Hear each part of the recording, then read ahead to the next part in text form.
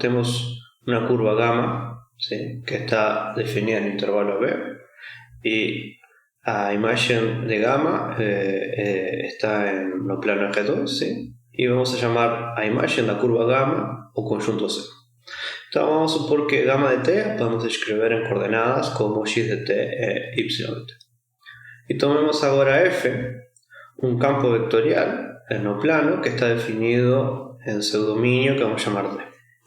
Y vamos a supor que podemos representar f de xy como sendo en coordenadas p de xy y q de xy. E o que vamos a pedir agora para poder trabalhar com a curva e com o campo é que a imagem da curva esteja contida no domínio do campo.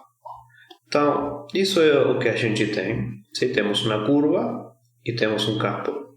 E o que queremos fazer agora é integrar o campo ao longo da curva.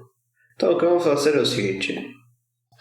Vamos a pegar um ponto dentro da curva, gamma de t.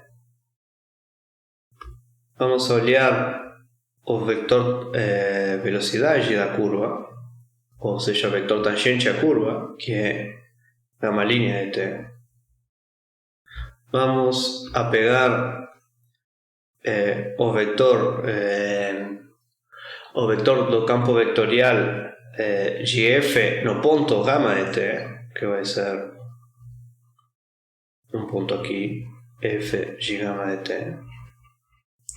E o que vamos a fazer é considerar o produto interno de esse vector com esse vector. ¿Sí? Então, vamos a considerar f de gamma de t,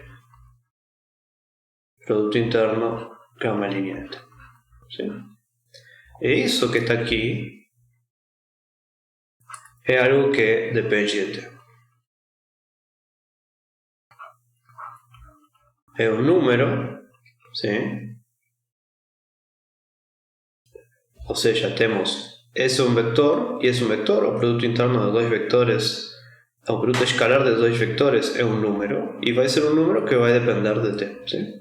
Então o que vamos a fazer é integrar esse número entre os extremos do intervalo da curva gamma. ¿Sí? Então, a gente define a integral de linha do campo de vectores f ao longo da curva C como sendo a integral em C, essa é a notação, a integral em C de f ponto de gamma, que vai ser a integral entre A e B do campo de vectores f avaliado no ponto da curva gamma de t, produto escalar com a derivada, com a velocidade da curva gamma linha de t de t. ¿Sí? Integramos em relação a t.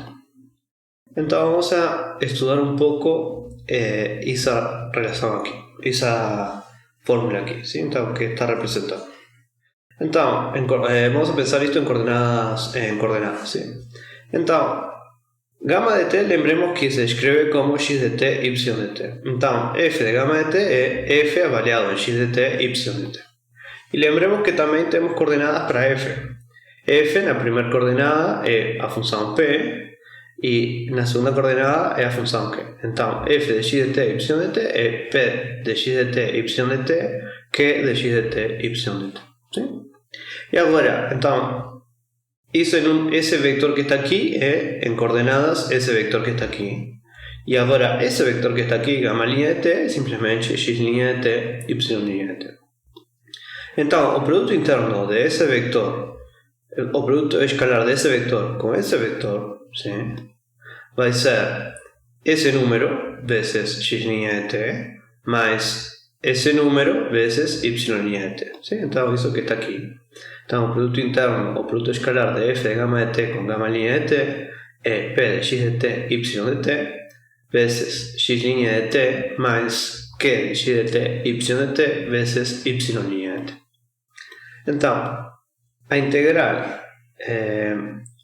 de linha do campo f ao longo da curva C é igual a integral entre A e B de p de x de t, y de t vezes x linha de t mais q de x de t, y linha de t, y de t, y linha de t de t. ¿Sí?